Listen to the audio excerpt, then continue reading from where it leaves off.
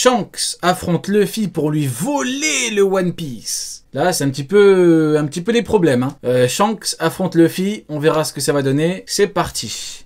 Il y a bien un personnage qui divise la communauté One Piece, c'est lui, Shanks le Roux. Et Shanks finira inévitablement par trahir Luffy. Ouf, ouais, plusieurs choses.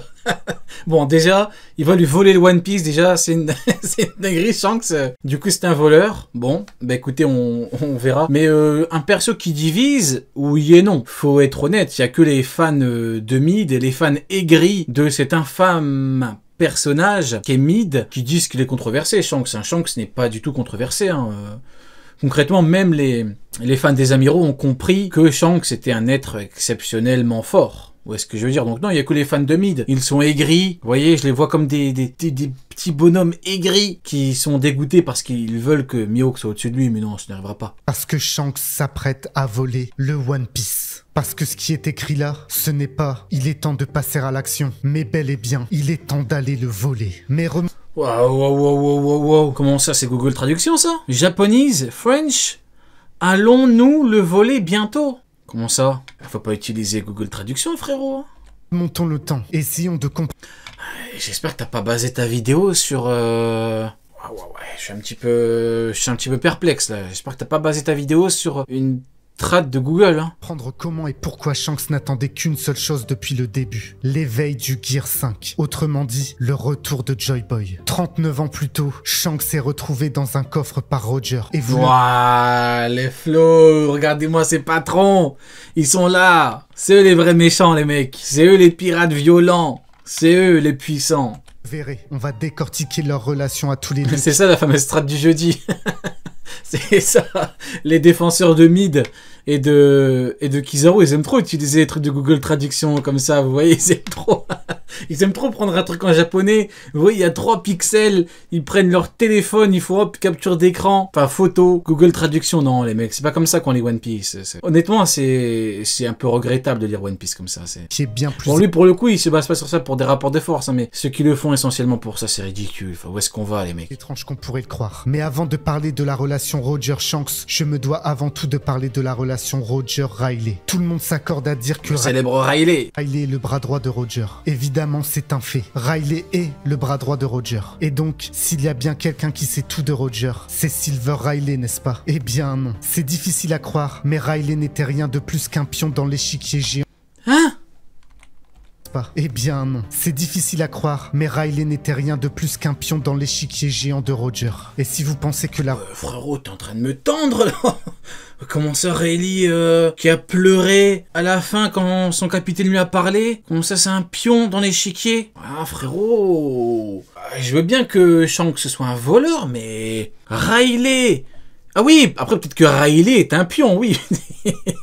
Peut-être. Peut-être que Riley non, mais peut-être que Riley est un pion, c'est une possibilité. Hein. La relation Riley-Roger est similaire à la relation Zoro-Luffy, qui est quant à elle une vraie fraternité. Deux frères qui sont prêts à mourir l'un pour l'autre. Mais Riley, du coup, non. Ce serait gênant quand même. Du coup, Roger, elle a sacrifié sa vie pour rien en fait.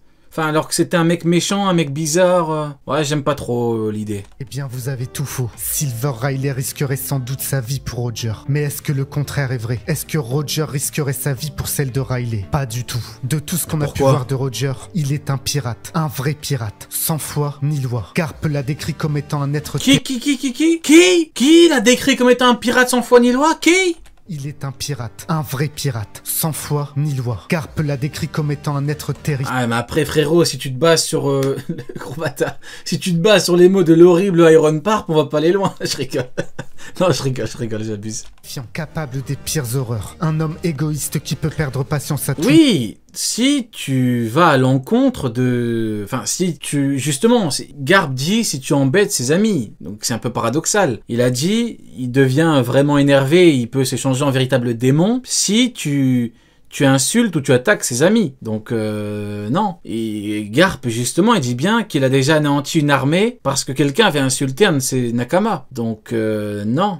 moment. Et c'est d'ailleurs pour ça qu'il a massacré l'équipage de Squardo à lui tout seul. Mais ce qui m'a toujours choqué depuis Marineford, c'est pourquoi... Là, j'aime pas trop parce qu'il fait passer Roger pour une merde. Donc ça, c'est un petit peu dérangeant parce qu'il avait fait une vidéo par rapport à Garp. Il avait dit, ouais, Garp, il est trop fort, c'est un bon gars et tout. J'aime pas trop. J'aime pas trop, je trouve ça un petit peu chiant. Riley n'est jamais intervenu. Le bras droit de Roger n'intervient même pas pour sauver Ace, le seul enfant de son capitaine. Bah donc faudrait savoir. Riley, d'un côté il pourrait mourir pour son capitaine, mais finalement il vient pas pour Ace parce qu'il emmerde son capitaine. Ça marche pas. Il y avait bien quelqu'un à sauver, c'était lui. Et la raison est simple. Riley n'a jamais su que Roger avait un fils. Pourquoi Roger a préféré confier son enfant à Garp, un marine, un ennemi plus... Non, il est pas venu parce que... Il y a trop d'infos de fou là.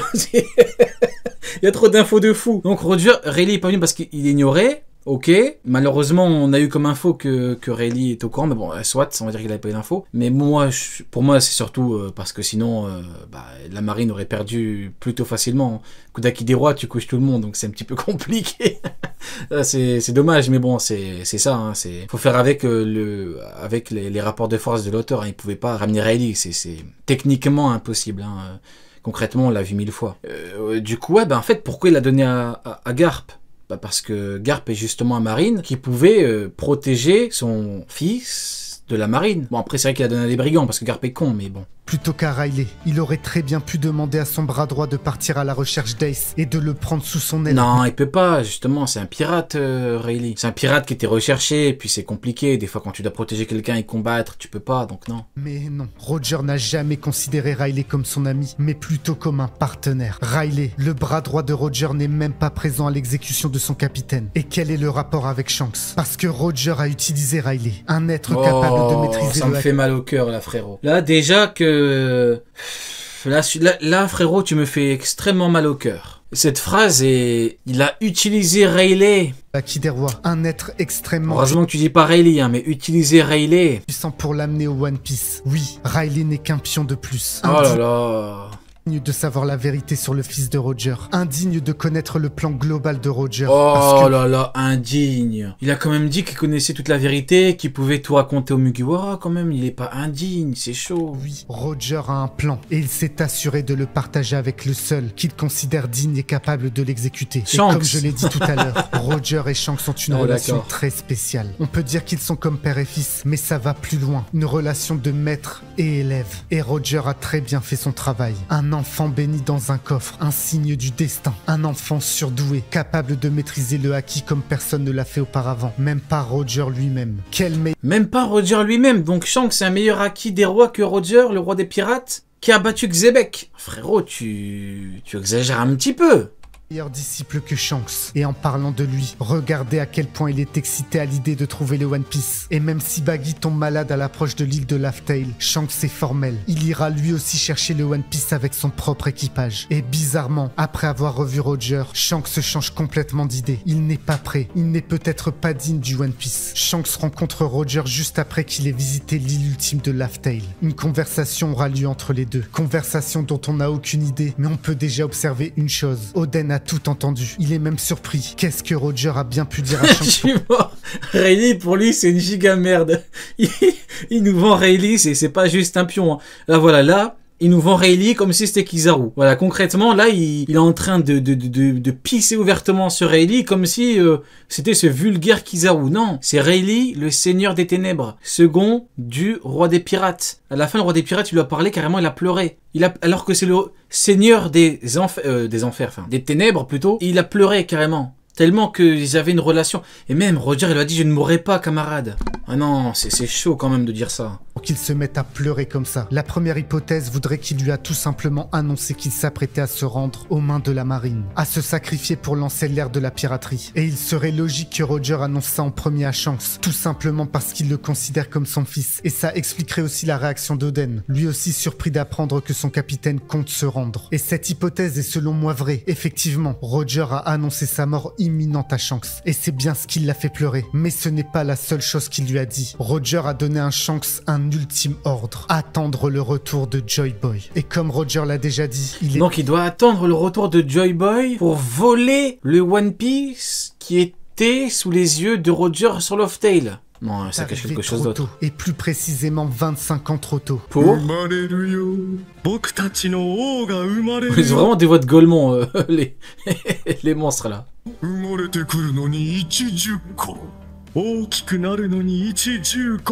10 puis 15, autrement dit 25 ans. Et Roger croit en cette voix, en cette prophétie, et son voyage à Laftaï n'a fait que... Qui était bien évidemment Soigné Slobby, t'as la totale.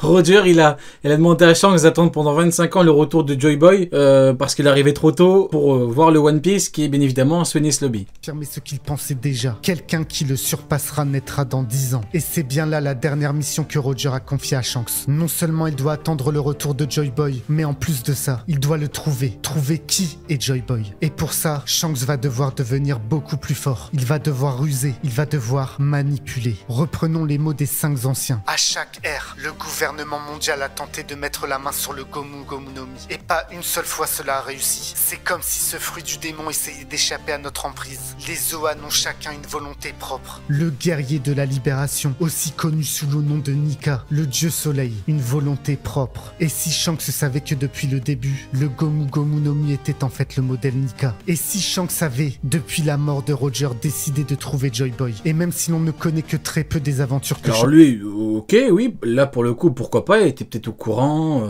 Il était même très certainement au courant, vu qu'il a pris le risque d'attaquer un navire du GM pour voler entre guillemets, un simple fruit, comme on le qualifiait à l'époque. Donc oui, Joy Boy, le retour, oui, mais pour le trahir, pour lui voler le One Piece, c'est vachement compliqué comme situation. Shanks a mené. Il y en a bien une qui nous a été révélée. La confrontation entre lui et le CP0. Le jour où Shanks s'est confronté directement au gouvernement mondial. Et quand on connaît Shanks, c'est très étonnant de sa part. Après tout ce qu'on a vu de lui, on sait qu'il est très rarement celui qui engage le combat. Dès le début de l'œuvre, lorsqu'il est menacé par un pistolet, il est clair que Shanks n'a jamais commencé un seul des combats. Et lorsqu'il sauve Luffy, il ne tue même pas la bête qui lui a pris son bras. Et très récemment, lorsque Shanks a vaincu Kid, là encore, il n'était pas le premier à commencer le combat. Mais bizarrement, il a dérogé à la règle lorsqu'il s'agissait de récupérer le Gomu Gomu no Mi. Shanks savait que ce fruit était spécial. Il savait pertinemment que ce fruit était le modèle Nika, le fruit qui ferait renaître Joy Boy. Et surtout, Shanks savait que ce fruit possédait bel et bien sa propre volonté. Dans un sens, le fruit s'est laissé voler par Shanks. Il s'est laissé faire. Et depuis, le roux a décidé d'aller trouver Nika, d'aller trouver Joy Boy. Et pour ça, c'est simple. Il a suivi les dernières paroles de Roger.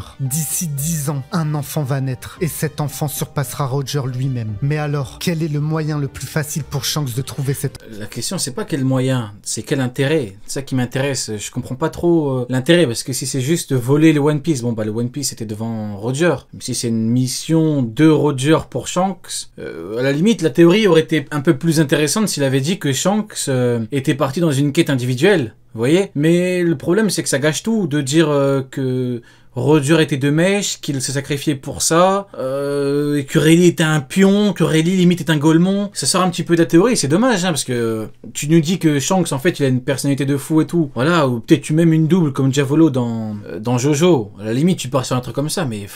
Faire passer Rayleigh pour un Golemon, quoi, c'est compliqué, hein. Enfant. Et bien d'abord, on peut suivre la piste la plus probable. Portgas dit Ace. Ou devrais-je dire Gold dit Ace. Oui, parce que je pense que Roger a décidé de mettre au monde... Il est là. Regardez à qui. En espérant secrètement Ace. Oui, parce que je pense que Roger a décidé... Regardez. Palmarès de Garp. Je dégage un médecin. Regardez-moi le palmarès de Garp. Dégage de là, connard. En espérant secrètement... Regardez-moi ce Golemon. Ace. Oui, parce que je pense que Roger... Ah, quand c'est pas sur la ruche, c'est facile, hein.